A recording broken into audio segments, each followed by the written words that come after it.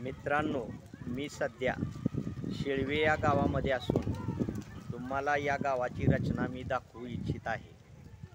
मित्रांनो, या ठिकाणी मंदिरे आहेत, व्यासपीठ आहे, काही सहकारी संस्था आहेत, तसेच अनेक कार्यालये या ठिकाणी आहेत। तर अशा पद्धतीची या शेळवे या गावाची रचना आपल्याला पाहावयास मिळत आहे। तरी आपण वेळ मिळाल्यास या गावामध्ये अनेक मंदिरे आहेत, या मंदिरांनाही आपण भेट देऊ शकता। तसेच या ठिकाणी या गावामध्ये 2 यात्राही भरतात। तरी ग्रामीण भागातील एक अतिशय स्वच्छ सुंदर असे हे गाव आहे व येथे सर्व